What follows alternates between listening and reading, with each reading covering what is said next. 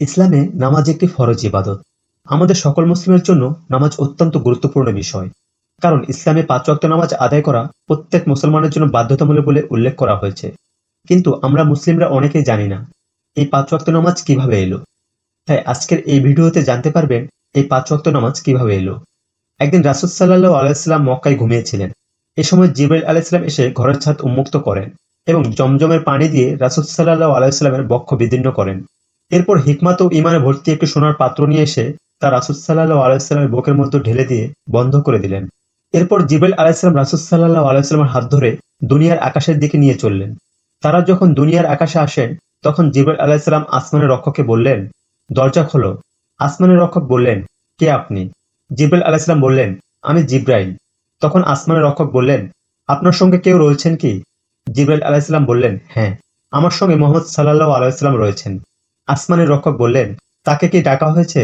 জিবরাইল আলাইহিস সালাম বললেন, হ্যাঁ। তখন আসমানের রক্ষক দুনিয়ার আসমানকে খুলে দিলেন।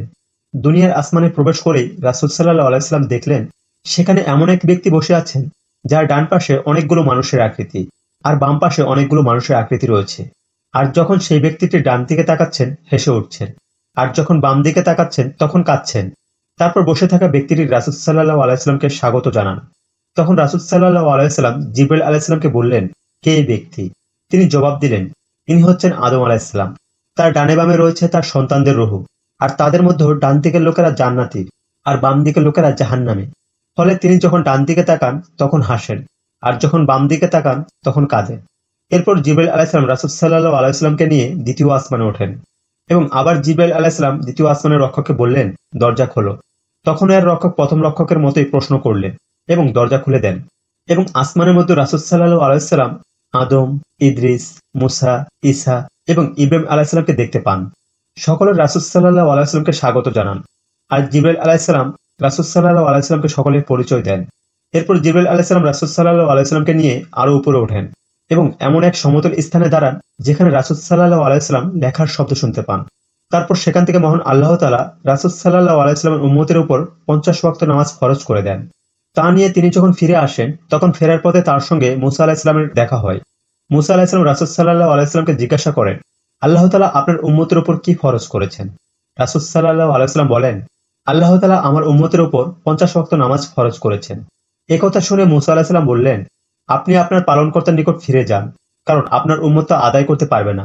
কারণ আমি আপনার আগে দুনিয়াতে ছিলাম, তাই আমি আপনার চেয়ে ভালো জানি। তখন রাসূল সাল্লাল্লাহু আলাইহি ওয়াসাল্লাম আবার আল্লাহর কাছে ফিরে গেলেন।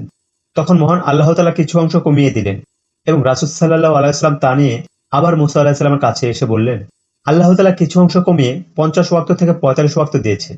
কিন্তু মুসা আলাইহিস সালাম আবারও বললেন, আপনি আবার আপনার রবের কাছে ফিরে যান, কারণ আপনার উম্মত এই পরিমাণও আদায় করতে পারবে না। তাই রাসূল সাল্লাল্লাহু আলাইহি ওয়াসাল্লাম আবার আল্লাহর কাছে ফিরে গেলেন। মহান আল্লাহ তাআলা তখন আরো কিছু অংশ কমিয়ে দেন এবং রাসূল সাল্লাল্লাহু আলাইহি ওয়াসাল্লাম আবার মুসা আলাইহিস সালামকে জানান যে আল্লাহ তাআলা আবারও কিছু অংশ কমিয়ে দিয়েছেন।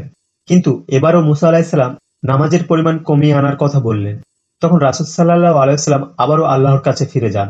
এভাবে তিনি একবার আল্লাহর কাছে একবার মুসা আলাইহিস সালামের কাছে যান। অবশেষে শেষ পর্যন্ত ৫ ওয়াক্ত নামাজ ফরজ করে নেন এবং আল্লাহ তাআলা রাসূল সাল্লাল্লাহু আলাইহি ওয়াসাল্লামকে বললেন, এই পাঁচই নেকির দিক দিয়ে ৫০ বলে গণ্য হবে। আমার কথার কোনো রদবদল হয় না। আর অবশেষে রাসূল সাল্লাল্লাহু আলাইহি ওয়াসাল্লাম যখন ৫ ওয়াক্ত নামাজ নিয়ে আবারও মুসা আলাইহিস সালামের কাছে আসেন তখনও মুসা আলাইহিস সালাম রাসূল সাল্লাল্লাহু আলাইহি ওয়াসাল্লামকে বললেন, আপনার প্রতিপালকের কাছে পুনরায় যান।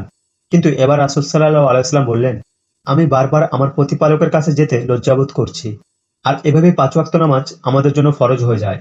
ভিডিওটি ভালো লাগলে অবশ্যই চ্যানেলটি সাবস্ক্রাইব করতে ভুলবেন না। ধন্যবাদ।